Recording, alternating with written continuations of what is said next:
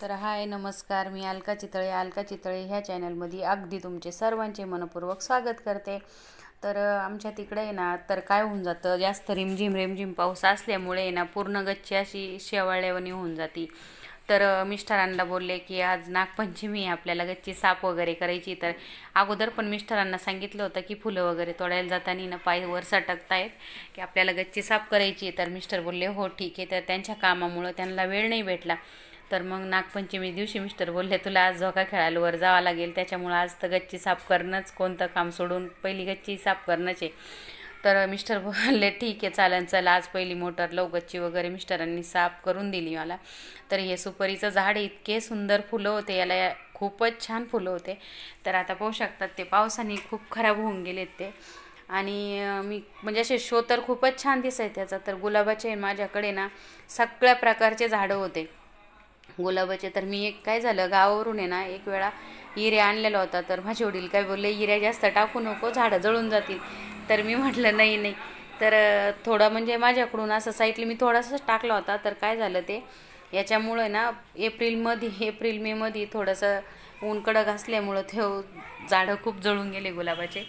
तर पाहू शकतात आपली गच्ची वगैरे साफ झाली। त्याच्यानंतर खाली आले मी, सडा रांगोळ झाली, उंबऱ्याचं लेपन झालं, मस्तपैकी घरामधली पूजा वगैरे चालू आहे। तुळशीला पाणी घातलं, घरातली पूजा करून आणि आता जायचं होतं मंदिरामध्ये। कारण आमच्या इथं कसं आहे, नागपंचमीला इथं जवळपास म्हणजे शक्यता वारुळ आम्हाला नाहीच आहे वारुळाला नागपंचमीच्या दिवशी जाण्यासाठी।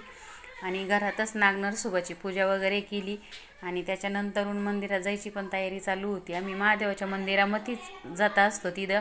कारण वारुळाचं कसं शक्यता सिटीमध्ये वारुळ शक्यता इथं जवळपास कुठं नसतंच, आणि असलं बी तर खूप म्हणजे लांब शेतीमध्ये असतं ते, एवढं कोण शोधिणारे।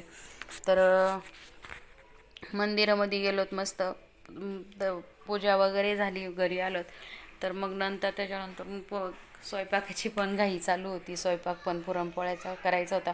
शक्यता नागपंचमीच्या दिवशी तळण वगैरे तर काही नसतंच, फक्त आपलं हे असतं आमच्या तिकडं कानुले करतात आपले याचे, देवाला निवेद्य वगैरे देण्यासाठी। आणि नागपंचमी हा सण म्हणजे बहीण भावाचा खूप म्हणजे हे असतं। तर गावाला असल्यावर का असं असायचं की सासुरवाशी जीवन असल्यावर तर कधी आतुरता लागायची की कधी येईल आपल्याला घ्यायला कोण, कधी नाही, कोणाला वडील ते कोणाला पाठवता येत कोणाला नाही। 8 दिवस अगोदर पंचमीच्या अगोदर झोके राहायचे, खूप आनंद उत्सव वाटायचा। शिटीत एवढा वाटत नाही, म्हणजे सण हा शिटीत एवढा नागपंचमी हा सण वाटतच नाही। गावाला झोके खेळण्याचा खूप आनंद उत्सव, सगळ्या मैत्रिणी जमा व्हायच्या, तर खूप आनंद वाटायचा। नागपंचमी हा सण मेहंदी लावणं, हाताला झोका खेळणं खूप। तर मिस्टर बोलले जा वर गच्चीवर झोका आपला खेळ नागपंचमीचा।